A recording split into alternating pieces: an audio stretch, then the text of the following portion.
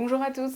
Cette semaine, une vidéo le jeudi, c'est un petit peu exceptionnel, mais je peux pas me taire et aujourd'hui je peux pas ne pas publier cette vidéo, simplement parce qu'elle me tient à cœur et quand j'ai une idée comme ça, je suis mon instinct parce que je me dis que ça peut pas faire de mal en tout cas si jamais les personnes visées tombent sur la vidéo. Aujourd'hui, on m'a envoyé un mail et dans cet email, il y avait l'article de France 3 parlant d'Océane qui s'est suicidée à 21 ans suite à la plainte qu'elle a déposée pour viol. Cette plainte qui n'avançait pas, qui était, comme disaient ses parents, au stade 0, où clairement l'enquête n'avait quasiment pas démarré, ou en tout cas elle avait été entendue, mais son agresseur n'avait même pas encore été entendu. Et Océane était dans un aspect psychologique tellement difficile qu'elle était même retournée vivre chez ses parents. Et malheureusement, Océane a décidé de mettre fin à ses jours parce que sa plainte n'avançait pas et que c'était trop dur. C'était trop dur psychologiquement pour elle. Je peux pas me taire parce que Océane, ça aurait pu être moi. Et en fait, en tant que victime, on aurait tous pu être des Océanes. Cette vidéo, elle va peut-être vous paraître ridicule et pourtant, j'ai besoin de le dire. J'ai besoin de le dire parce que j'ai l'impression que les gens ne réagissent pas. Les gens ne se rendent pas du tout compte des délais qu'on subit quand on va porter plainte, des enquêtes qui se font pas, de tout ce qui n'est pas fait dans nos dossiers. Mon dossier qui a été perdu, j'aurais pu faire comme Océane. Et en fait, cette vidéo, je la fais pas forcément pour débattre du cas d'Océane, parce que déjà, je m'en sens pas du tout légitime, c'est pas du tout mon rôle. Cette vidéo, je la fais simplement parce que les parents d'Océane, qui se battent maintenant pour elle, si vous tombez sur cette vidéo, je tiens à vous le dire, c'est pas de votre faute. Océane, si elle s'est suicidée, c'est pas de votre faute.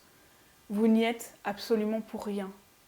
C'est simplement qu'en tant que victime, il y a un moment donné où on craque et il y a un point de non-retour. Il y a un moment donné où si on ne meurt pas physiquement, on meurt psychologiquement. Et ce point de non-retour est très très difficile pour le retour en arrière. Je sais qu'au départ, j'en parlais sur ma chaîne où je disais que pour moi, la mort n'était pas une fin en elle-même. Je n'encourage pas du tout au suicide. Je dis simplement quand on souffre tellement dans la vie, alors en effet la mort peut être vue comme une solution. Je précise dans cette vidéo que je ne l'encourage pas. Je dis simplement que je comprends. Parce qu'un jour, j'ai eu cette idée aussi par rapport à tout ce qui m'est arrivé, par rapport à mon affaire qui n'avançait pas, où j'avais clairement l'impression que l'État français n'en avait rien à faire de moi. Et si vous regardez ma vidéo, si vous tombez dessus, vous n'y êtes vraiment pour rien. Océane vous aimait. Elle s'est pas suicidée parce qu'elle vous aimait pas, elle s'est simplement suicidée parce que c'était trop pour elle.